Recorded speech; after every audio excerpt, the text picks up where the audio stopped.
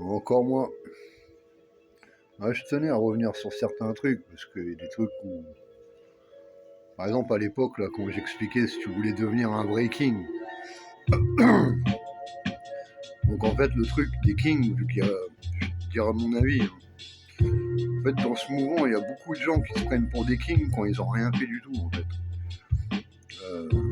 Ils se donnent ce truc de king quand ils n'ont pas...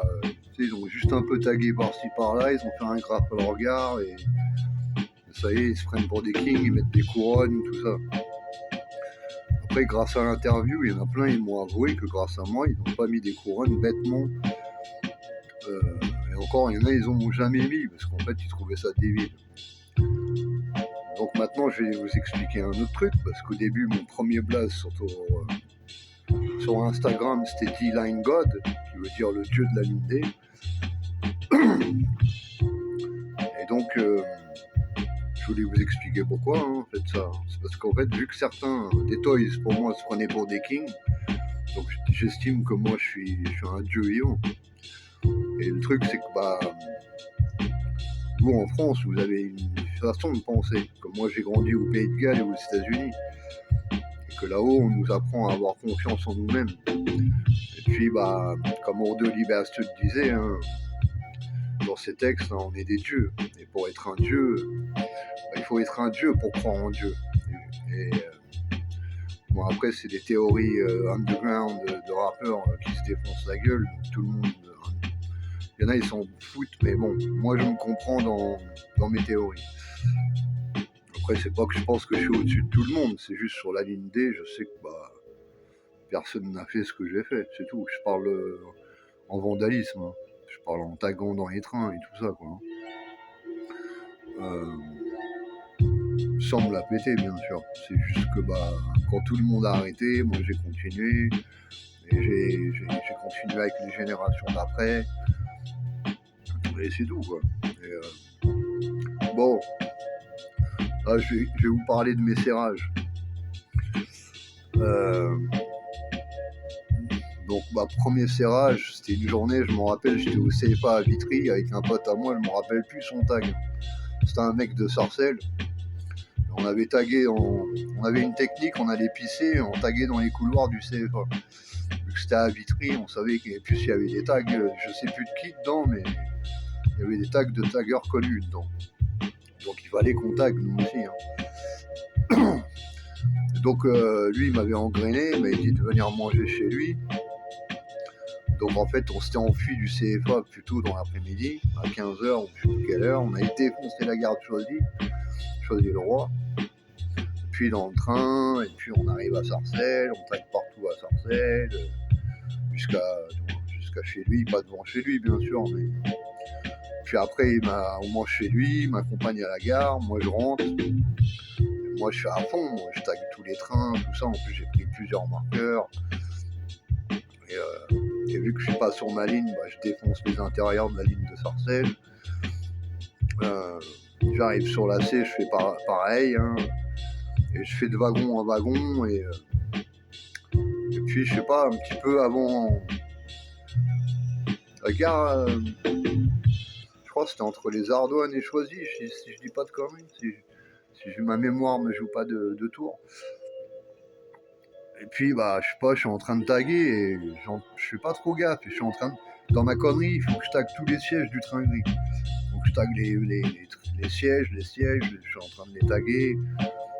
Et je suis là avec mon gros comté de dingue, là, un 5 comté, à faire tous les sièges, en mode punition, enfin. Puis d'un coup, il y a un mec, il arrive, et il me dit oh les mains, vous arrêtez vos conneries, tout ça, machin, nanana. Et moi, en fait, je me retourne, je le vois, je suis surpris. Et en fait, je continue mon tag, moi, parce qu'il faut que je finisse mon tag quand même. Je vais pas laisser le tag qui est pas fini. Je finis mon tag, et là, il me met le gun sur la tête. Il m'attrape, il me prend mon marqueur, il met les menottes.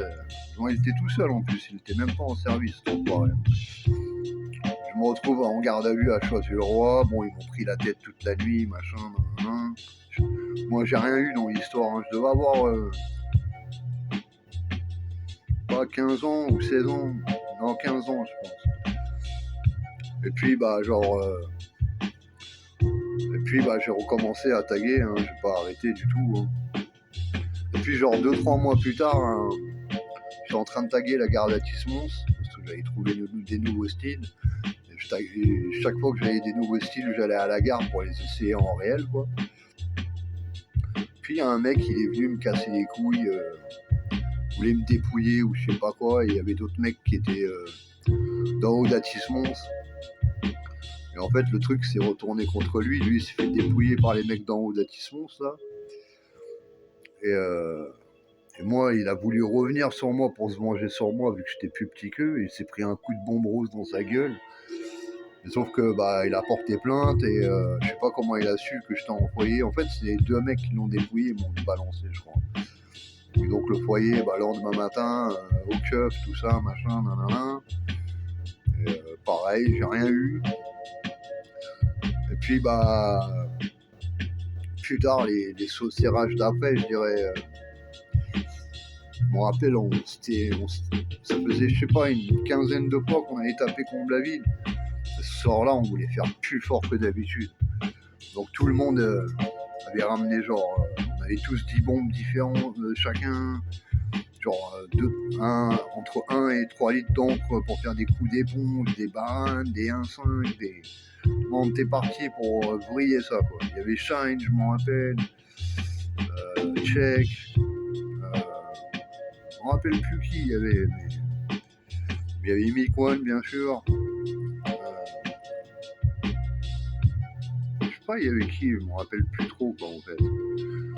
Je crois qu'il y avait Stark et Fulty aussi, si je dis pas de conneries. Et Check, ouais. Et puis, quand on allait arriver à la gare de Combe, il y a des civils qui arrivent dans notre wagon et ils nous serrent, quoi. Et en fait, on avait dans nos poches, on avait laisse tomber du matériel, quoi. Et puis, ils nous amènent dans la gare de Combe, ils sont là, ils sont plusieurs. Et là, ils nous disent qu'on va se faire embarquer, tout ça, machin. Et là, d'un coup, je sais pas pourquoi, mais tout le monde a dégagé ses décap-fours de ses poches. Il y a au moins 100 décap-fours qui sont tombés par terre. Bon, ils s'étaient choqués, les keufs. Moi, j'ai passé la nuit, j'étais en fugue en plus. J'avais fugué de la famille d'accueil. Et donc, moi, dans l'histoire, j'avais une barrette sur moi, je l'ai avalée. Donc, en fait, toute la nuit, en plus, il me faisait la misère. J'étais sur le banc. Il me secouait, il me mettait des coups dans la tête. Et puis vers 5h du matin, ils m'ont ramené à la famille d'accueil. La famille d'accueil, ils ont attendu que les keufs ils partent. Ils m'ont dit tu prends tes affaires et tu dégages. Je sais pas si tu imagines 5h du matin avec tes bagages, milieu de nulle part, devoir attendre un bus pour aller à la gare. Et en plus, tu dois galérer avec les sacs, bien sûr. Et puis plus tard, un soir, je me rappelle, même pas un jour, je me rappelle, avec Léo Bécos et les TPM, on était partis à Créteil et on avait dépouillé Autoca. Moi, j'étais le plus gentil, hein, j'avais pris peut-être 10 bombes, mais je sais que certains, ils ont fait des allers-retours dans le magasin, ils ont rempli des sacs à dos. Et donc le soir, moi, j'ai fait le fake bleu que tout le monde connaît avec le CP5 au Bécos, qui ont été faits par Check, à la gare, sur le truc électrique de Savigny-le-Temple.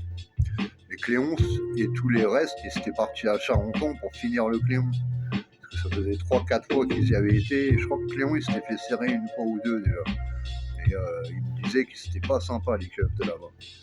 Et donc, moi et Check, on finit le fake parce qu'on n'avait pas réussi à le finir le soir d'avant. On les rejoint, on tague les poteaux de Maison Alfort à Charenton.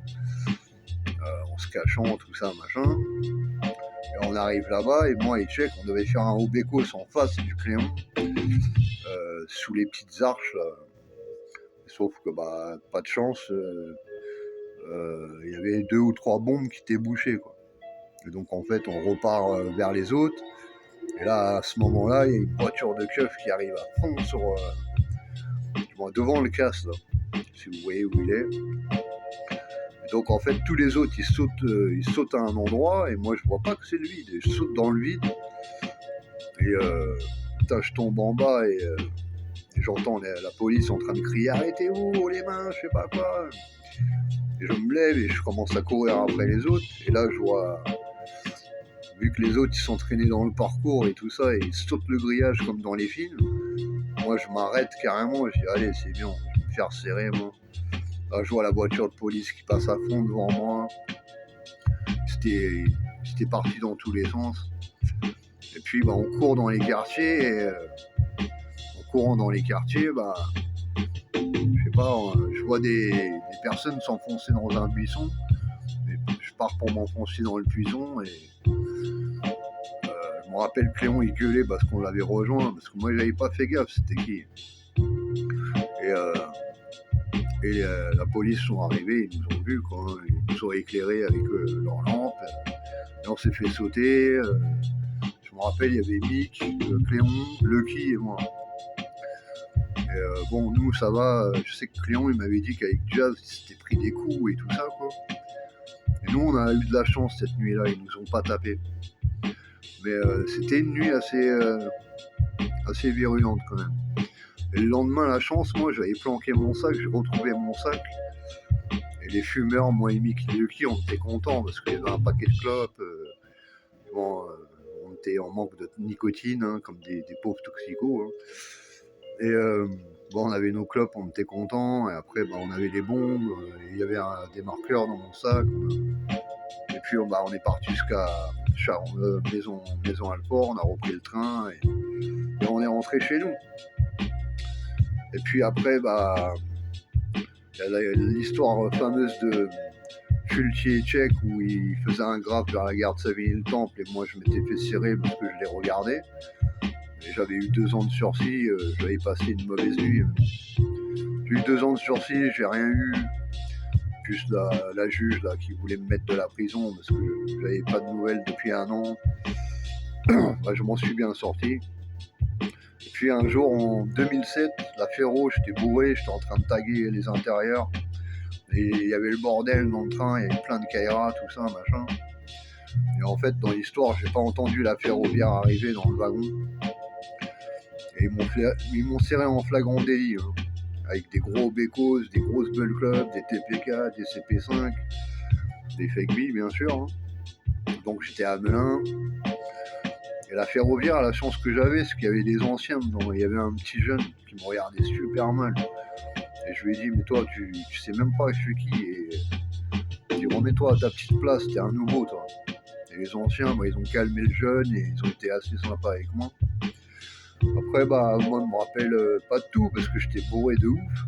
Et le lendemain matin, quand ils m'ont demandé c'est où, j'étais moi je sais pas, j'étais bourré, je m'en rappelle pas. Et ils m'ont montré les photos, je dis ouais, si vous le dites, c'est peut-être moi. Hein. Et moi, je pensais avoir un jugement de fou, tout ça. Hein. Et en fait, la chance que j'ai eue, en fait, j'avais un rendez-vous avec un juge. Et j'arrive dans un bureau au tribunal de Melun. Et le juge, en fait, il était tout seul, il n'y avait personne, il n'y avait pas de... c'était pas dans une salle, c'était dans un bureau. Et là, genre, il m'a montré, ouais, vous auriez pu avoir ça, de ça, nanana. Moi, j'ai fait genre que ça me faisait peur et tout ça.